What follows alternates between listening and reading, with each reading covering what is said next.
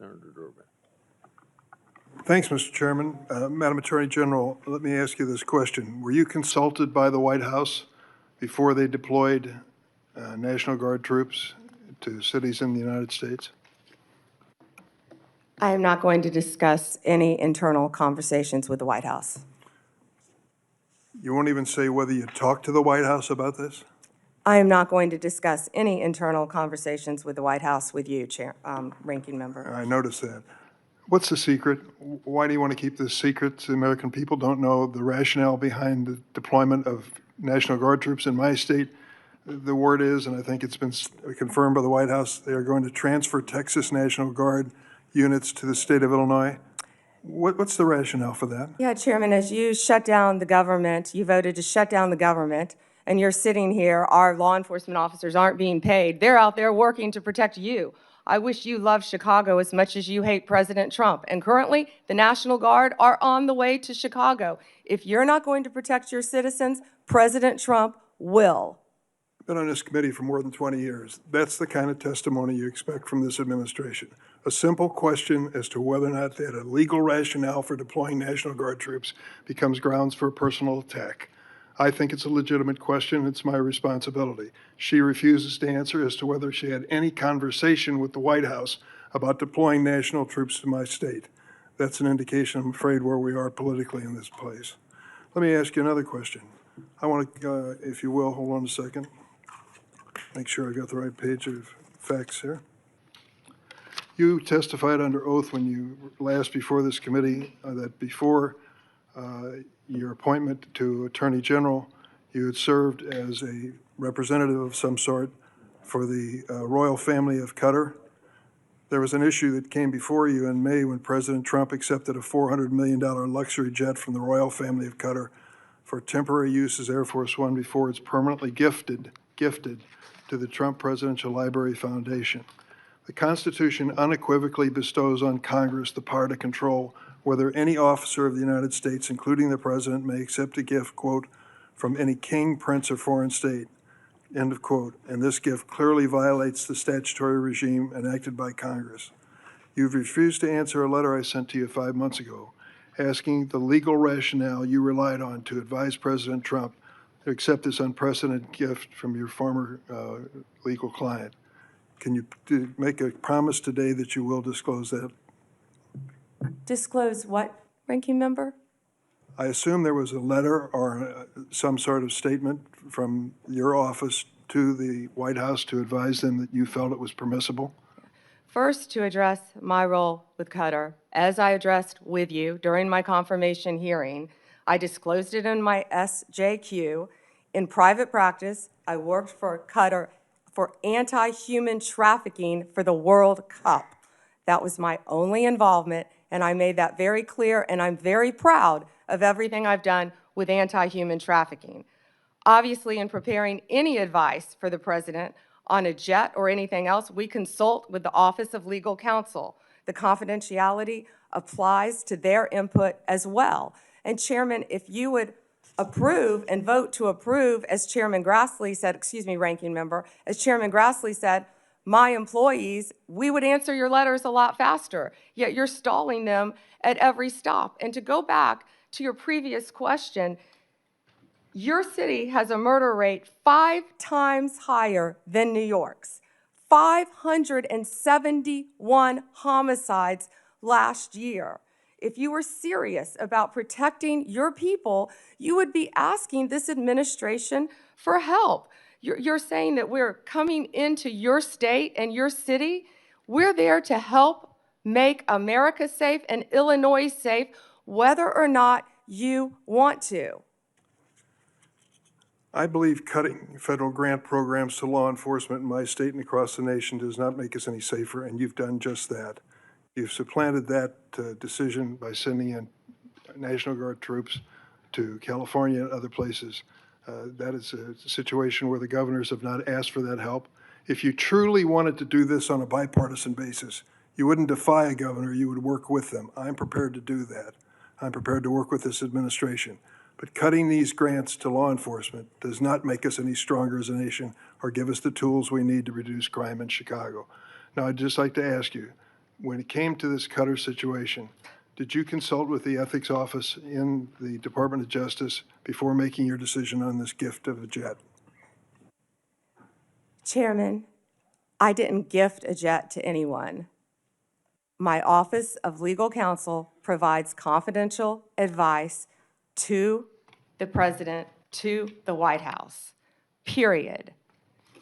And you're conflating two issues. Cutting grants, I was very clear about what grants we've cut and what grants we haven't, only 7%. And if you have a grant in Illinois that you think that I've cut that is protecting law enforcement officers or your people, you personally call me and I will work with you to turn that grant back on. I think many of the Democrats here can tell you, I have worked with them to turn grants back on. There's an appeal process. Tell me a specific grant that I have turned off in Illinois that would help law enforcement, and I will work with you. But you have not done that. Did you And take again, a look? the National Guard is on the way right now as we speak. Oh, by the way, so is Director Patel and Deputy Attorney General Todd Blanche. You're sitting here grilling me, and they're on their way to Chicago to keep your state safe. Madam Attorney General, it's my job to grill you. Investigation of your agency is part of my responsibility and this committee. You may not like the experience, but others have weathered the storm and answered questions in a respectful manner. Can you tell me the grants, Yes. Ranking Member, please? Take a look at the president's budget on HIDA grants. What happens to it in his proposed budget? I'd be glad to meet with you on the It's grants. cut by 1/3 from $300 million to 196. That's one example of a grant that works, and your administration has suggested cutting it in the budget lies ahead. I want to ask you about items in a letter I sent you in July that you have not answered. In February, you made a public claim that the Epstein client list was, quote, sitting on my desk right now for review, end of quote. You then produced already public information and no client list at a major media event hosted at the White House. Attorney General Bondi, why did you publicly claim to have the Epstein client list waiting for your review and then produce nothing relevant to that claim?